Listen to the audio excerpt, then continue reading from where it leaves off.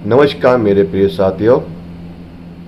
आज आपका और हमारा यह रिश्ता अटूट बंधन में बनने जा रहा है। बिल्कुल, आज हम गुरु और शिष्य के नाते इस पावन पर्व गुरु पूर्णिमा के दिन एकत्रित हुए हैं। हमारी ये गुरु पूर्णिमा का विशेष एपिसोड आज केवल आप लोगों के लिए है, जिसमें हम जीवन के कई रहस्यों को उजागर करेंगे। साथ ही हम बातें करेंगे उन विषयों पे जिनसे शिष्य और गुरु की शक्ति का मार्गदर्शन होता है, गुरु और शिष्य के बीच का रिश्ता और उनसे परिवर्तित होने वाली क्रियाओं को हम जानेंगे। आइए स्वागत करते हैं हम आप सबका, जिसने आप लोगों ने हमारे इस चैनल को इतना बढ़ाया है, आपने हमारे व्यूज़ बढ़ाए हैं, आपने हमें सपोर्ट किया। सबसे पहले मैं अपनी तरफ से, हमारी टीम की तरफ से आप सबका ढेर सारा धन्यवाद देना चाहता हूं और आज बधाई देता हूं आप सबको गुरु पूर्णिमा के विशेष पे। चलिए आज हम बताते हैं आपको एक ऐसा गुरु और शिष्य की कहानी जो कि आप सबके ध्यान में है, लेकिन उसकी हम भावनाओं की बात करेंगे कि क्या भाव रहते हैं जो गुरु और शिष्य आपस में मिलकर करते हैं। आइए, सबने सुना है कि एकलव्य और द्रोणाचार्य की कहानी सबको पता है। जो नहीं जानते हैं वो हम बताते हैं कि उनका प्रेम, उनका जो विश्वास था वो किस तरह का था। कई समय पहले द्रोणाचार्य के कई सारे शिष्य हुए, बड़े बड़े योद्धा जिन्होंने तैयार किए। उनमें से एक ऐसा बालक जो कि उनके पास में नहीं रहा, लेकिन उनसे दूर रह के उन्होंने उसके सिर्फ एक मूर्ति बना के उन्होंने धनुर्विद्या, सारी विद्याओं की कला उन्होंने हासिल की। ऐसे में जब पता चला द्रोणाचार्य को कि मेरे बगैर तैयार किए हुए किसी व्यक्ति ने इतनी बड़ी शिक्षा कैसे ग्रहण की, तो वो एकलव्य को पास गए और उनको बुलाया कि तुमने ऐसा क्या किया जो तुम्हें ये शिक्षा मिली। तो उन्होंने कहा कि मैंने केवल अपने मनोबल, अपने विश्वास के दम पे ये शिक्षा ग्रहण की है। जहाँ पे विश्वास सबसे मजबूत होता है, वहीं पे आपका धैर्य, आपका ध्यान एकत्रित होता है। जब तक आपका किसी कार्य के प्रति ध्यान एकत्रित नहीं होगा, संपूर्ण ध्यान जब तक आपका उसके प्रति नहीं होगा, तब तक आपको विजयी मिलना असंभव है। इसी एक शक्ति की वजह से वो द्रोणाचार्य का विशेष शिष्य बना। लेकिन साथ ही द्रोणाचार्य को ये लगने लगा कि अगर ये अपनी काबिलियत के दम पे इतना हासिल कर सकता है तो एक दिन मेरे द्वारा शिष्य को तैयार किए हुए हरा भी सकता है, और अगर मेरे शिष्य हारते हैं तो मेरी प्रतिष्ठा, मेरे मान पे सम्मान खड़ा होता है। इसी कारण वजह से द्रोणाचार्य ने एकलव्य का गुरु दक्षिणा के रूप में उसका वो अंगूठा जिससे वो धनुष पकड़ता था, कांडी पकड़ता था और बाण को चलाता था, उस अंगूठे को गुरु दक्षिणा के रूप में मांग लिया। उनकी ये मांग को एकलव्य ने स्वीकार किया और अपना अंगूठा एक चाकू की तरह से काट के उनको पाँव में समर्पित कर दिया। ये कहानी छोटी है, लेकिन गुरु और शिष्य का एक अनोखा प्रेम, अनोखा विश्वास और एक अनोखी समझदारी का प्रतीक है। आइए बात करते हैं जीवन से जुड़े एक रहस्य की। क्या आप जानते हैं, हमारे शरीर के अंदर, हमारे मस्तिष्क के अंदर एक ऐसी न्यूट्रॉन, एक ऐसी शक्ति है जिसकी वजह से हम अभी तक, या जितना हमने जन्म लिया है और आज तक हम व्यवस्थित खड़े हैं। तो क्या इसका अर्थ ये है कि हमने हमारी समझदारी से या हमारी हिम्मत से हमने सारी परिस्थितियों को हराया है? शायद ऐसा ही है, हमें नहीं लगता, लेकिन हर व्यक्ति के अंदर ये एक तरह की महान शक्ति विराजमान है। हम हर बार कहते हैं कि नई मुसीबत है, नई तकलीफ है, ये नई मुसीबत आ गई है, ये तकलीफ आई है, लेकिन जीवन भर आप देखिए, आपने हर तकलीफ़ों का सामना अपने तरीके से उसको ख़त्म करके किया है। बिल्कुल, आपको नहीं लगता कि आप महान हैं, आपको मालूम नहीं होता कि आपके अंदर शक्ति क्या है, आपको यह भी पता नहीं होता है कि आप उस मुसीबतों से कैसे निजात पाएंगे, कैसे उनसे आप बाहर निकलेंगे। लेकिन फिर भी आखिरकार आप उन मुसीबतों से हारते नहीं हैं, उन पे विजय हासिल करते हैं, उन पे जीत हासिल करते हैं। कैसे करते हैं? केवल अपने मस्तिष्क के दम पर, केवल अपने समझदारी के दम पर। उस समय चाहे कितनी भी मुसीबत हो, आप उस मुसीबतों का सामना करते हैं, उसे परास्त करते हैं और अपने आप को आप शाबाशी देते हैं कि मैंने इसे हराया है। पर क्या मुसीबत खत्म हुई? नहीं हुई। मुसीबतें एक इस तरह का कार्यक्रम है, जिस तरह से हम रोजाना भोजन करते हैं, रोजाना नित्य कार्य करते हैं, उसी तरह से ये मुसीबतें आपके सामने आती रहती है, हमारे सामने ये प्रेजेंट होती रहती है। केवल इनके स्वरूप बदलते हैं, केवल इनकी शक्ल बदलती है। हर शक्ल, हर सूरत के साथ में एक नई मुसीबत हमारे जीवन में आती है।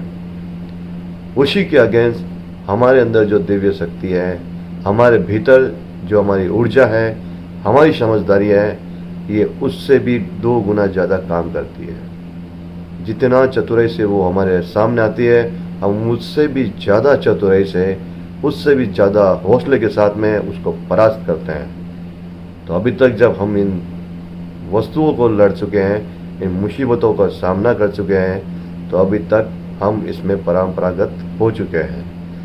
तो आपको अगर ये लगता है कि मुसीबतें आपको डर देती है, मुसीबतें आपको परेशान करती है, तो ज़रा सा आप पलट के देखिए कि आपने कई बड़ी मुसीबतों का हल निकाला है, आपने बड़ी से बड़ी मुसीबतों को परास्त किया है। तो क्या अभी जो मुसीबत आई है उससे बड़ी है या छोटी? अगर बड़ी है तो जब आपने बड़ी मुसीबतों का सामना किया तो उससे दुगना मेहनत करना है बड़ी मुसीबतों का सामना करने में। और जो अगर ये मुसीबत छोटी है तो उस मुसीबत के सामने ये कुछ भी नहीं है। घबराना बिल्कुल नहीं है। संयम, शक्ति और समझ 3 आपके अचूक बाण है, जिससे बड़ी सी बड़ी मुसीबतों का आप सामना कर सकते हैं। केवल डर बुरा होता है, लेकिन डर एक बहुत बड़ी अच्छी चीज भी है।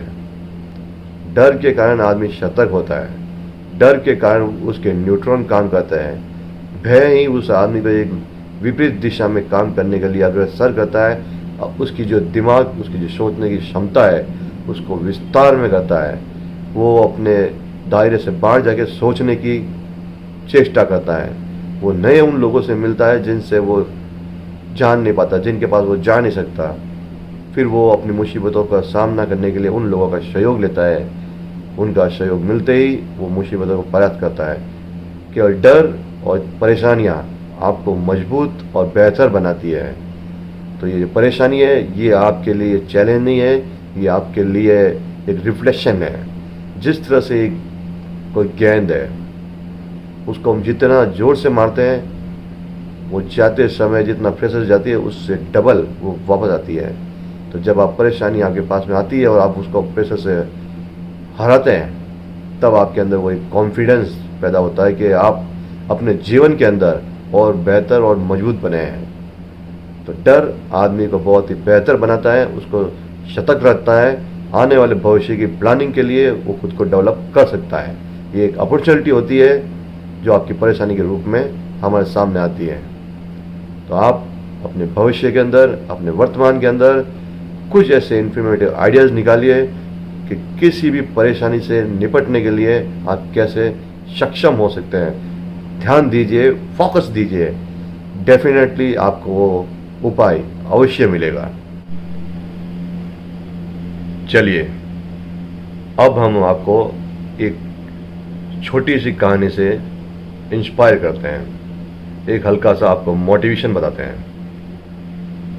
जो स्पोर्ट्स से जुड़े हुए लोग हैं, जो स्पोर्ट्स को जानते हैं, वो बॉक्सिंग एक गेम उसे जानते हैं। बॉक्सिंग करने वाले जो भी प्लेयर्स हैं उनको अच्छी तरह से पता होता है कि सामने वाला मुझे मारने वाला है। उसके लिए वो डिफेंस करते हैं, अटैक करते हैं और ऐसा एक मौका ढूंढते हैं जिससे वो उसे परास्त कर सके।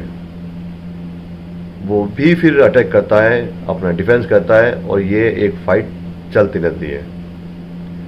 पर क्या आप जानते हैं फाइट जीतता कौन है?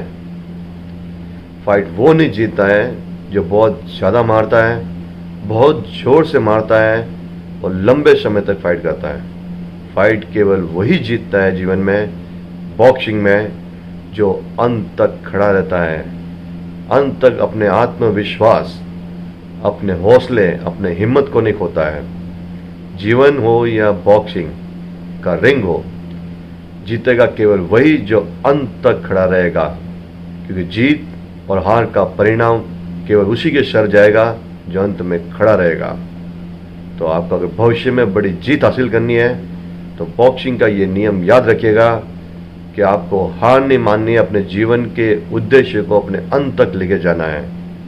हम सुनते हैं जीवन से हताश होकर लोग आत्महत्या जैसी घिनौनी हरकतें करते हैं, तो वो ये भूल जाते हैं वो कमज़ोर इंसान होते हैं जो उनको जिम्मेवारी उठाने की हिम्मत नहीं होती है। ये गलती आप कभी ना करें। विश्वास रखें खुद पे, भरोसा रखें भगवान पे और अपनी संपूर्ण शक्ति के साथ में कार्य करते रहिए, एकाग्र होकर अपने लक्ष्य की अंत तक खड़े रहिए। विश्वास रखिए उस बॉक्सर की तरह जो बॉक्सिंग में बहुत ज़्यादा मार खाने के बाद में भी सिर्फ आखिर में एक वो हुक मारता है, एक पंच मारता है, जिसकी वजह से जीत का सेहरा उसके सर पे जाता है। जीत केवल आपके आखिर में आपके हाथ में आती है। अपने लक्ष्य की प्राप्ति के लिए संपूर्ण ताकत लगाइए, फोकस लगाइए, डर को बहुत दूर रखिए, क्योंकि हार केवल उनकी होगी जो हिम्मत हारेगा, जीत केवल उसकी होगी जो हिम्मत नहीं हारेगा। हिम्मत ही आपका सबसे बड़ा एक तरह का ब्रह्मास्त्र है। शक्ति, जितनी शक्ति से आप काम करते हैं वो आपका शक्ति एक आपका बहुत बड़ा हथियार है। वो ही आपका एक ऐसा वेपन्स है जिससे आप किसी भी परिस्थिति को भांप सकते हैं, उसे परास्त कर सकते हैं। तो ये एक हल्का सा मोटिवेशन आपके लिए था कि आप अपनी परिस्थितियों को किस समय तक बर्दाश्त करते हैं, किस समय उसको परास्त कर सकते हैं, केवल और केवल अपने हिम्मत, अपनी शक्ति, समझ और अंत तक डटे रहने की जिद से। ये जिद नुमा जो आपकी शक्ति अलग है, यही आपको विजय श्री तक पहुंचाएगी। जिद की शक्ति का परिचय मैं दो कहानी से देना चाहूँगा, छोटी छोटी कहानी सुनिए। एक बार शिवाजी महाराज युद्ध में हार कर किसी गुफा में जाके बैठे हैं। उन्होंने देखा कि एक चींटी दीवार पर चढ़ने के लिए प्रयास कर रही है, पर वो चढ़ नहीं पा रही है। कई प्रयासों के बाद में भी वो नहीं चढ़ पाई, तो शिवाजी उसको देख के हताश होने लगे कि इसकी भी दशा मेरे जैसी है। ये बात शिवाजी को खलने लगी, तो वो उसके तरफ देखने लगे, दया की दृष्टि से देखते, लेकिन वो चींटी फिर खड़ी हुई। फिर से उसने हिम्मत की और फिर चढ़ने की कोशिश की। आधे रास्ते वो चढ़ी, फिर गिर गई। अब शिवाजी ने उसकी हिम्मत को टूटते हुए देखकर शिवाजी उदास हो गए कि शायद ये काम उसके लिए बना ही नहीं है जिसके लिए वो प्रयास कर रही है। शिवाजी की ये सोच कि उसकी ये लड़ाई उसको उसके मंजिल तक नहीं पहुंचाएगी, चींटी ने उनकी सोच को गलत साबित कर दिया। चींटी पुनः खड़ी हुई और पूरी ऊर्जा के साथ में उसने ताकत लगाया और वो अपने लक्ष्य तक पहुंच गई। इसकी चींटी की उस जगह पे पहुंचने के उद्देश्य को देखते हुए शिवाजी को ये उनको मोटिवेशन एक चींटी के द्वारा मिला कि अगर इतनी सी चींटी केवल और केवल एक हिम्मत और अपनी जिद की वजह से अपने लक्ष्य को प्राप्त कर सकती है, तो मैं तो एक राज्य का राजा हूँ, मेरे पास में सेना है, हर वो कूटनीति दिमाग है, तो क्या मैं अपने लक्ष्य को प्राप्त नहीं कर सकता? ये एक ही मोटिवेशन की वजह से शिवाजी महाराज ने पूरे हिंदुस्तान पे भगवा राज किया, सारा का सारा मुगल साम्राज्य को परास्त किया, केवल अपने जिद और हौसले की वजह से। छोटी सी एक और बात, कुएं के अंदर जब आदमी पानी निकालता है रस्सी से, रोज ना रोज वो रस्सी कुएं के किनारों पे रगड़ती रहती है, और बाल्टी बाहर आती रहती है। तो क्या कुएं पे लगा हुआ पत्थर मजबूत है या रस्सी? गलत। पत्थर भले ही कितना ही मजबूत हो, लेकिन रस्सी की जो रगड़न है वो इतनी कंटिन्यू होती है, इतनी जिद्दी होती है उसकी, लगातार जो उसका घर्षण है कुएं के ऊपर भी निशान पटक देती है। बिल्कुल, इंसान भी चाहे कितना भी कमजोर हो, चाहे कितना भी कम पढ़ा लिखा हो, चाहे कितना भी निर्धन हो, कमजोर हो, निर्धन हो, ना समझ हो या किसी बात में परिपक्व ना हो, उसको गलत समझना, उसको कमजोर समझना सबसे बड़ी गलती है। अगर उस कमजोर इंसान ने किसी तरह का जिद झेल लिया तो वो कुछ भी बन सकता है। बिल्कुल, आज हिंदुस्तान के अंदर, वर्ल्ड के अंदर बहुत से ऐसे उदाहरण हैं जिन्होंने बहुत बड़े अचीवमेंट हासिल किए हैं, लेकिन उन्होंने उस चीज़ की शिक्षा कभी ग्रहण नहीं की, उस चीज़ के बारे में उन्होंने कभी सोचा नहीं। केवल उन्होंने अपना मन बनाया और अटूट मेहनत के साथ में, अपने जिद के साथ में उन लक्ष्य को प्राप्त किया। मिल्खा सिंह ऐसा हमारे सामने उदाहरण है, जो बहुत सारी घटनाओं के बाद में भी उन्होंने इस स्तर का अचीवमेंट हासिल किया। ये केवल एक उदाहरण है, इस तरह से पूरी दुनिया में बहुत से उदाहरण हैं।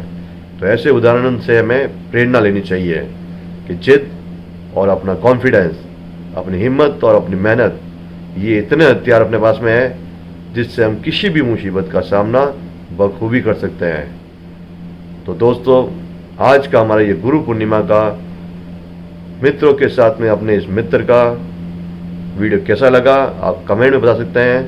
आप हमसे मिल सकते हैं, हमारे कॉन्टैक्ट नंबर आपको डिस्क्रिप्शन में डाल दिए जाएंगे। इसके बाद हम विषय पे आने वाले हर वार त्यौहार के अंदर हमारे नए एपिसोड आपके साथ में शेयर करते रहेंगे। उसके लिए आप हमारे चैनल को सब्सक्राइब कर सकते हैं, बेल आइकन को आप क्लिक कर सकते हैं, जो हमारे जो भी आपके वीडियो आएंगे वो स्वतः ही आपके मोबाइल या जो भी डिवाइस है उस पर आपके डिस्प्ले हो जाएंगे। आज से हम अपने इस एपिसोड रूम में कार्यक्रम को शुरू कर रहे हैं। वैसे हम डेली राशिफल आपके साथ में शेयर करते हैं और आपका सहयोग हमारे साथ में बना रहे। आपके इस भाई को आप सपोर्ट कीजिए, हम आपके लिए बहुत अच्छे कंटेंट लाएंगे। आज के लिए धन्यवाद।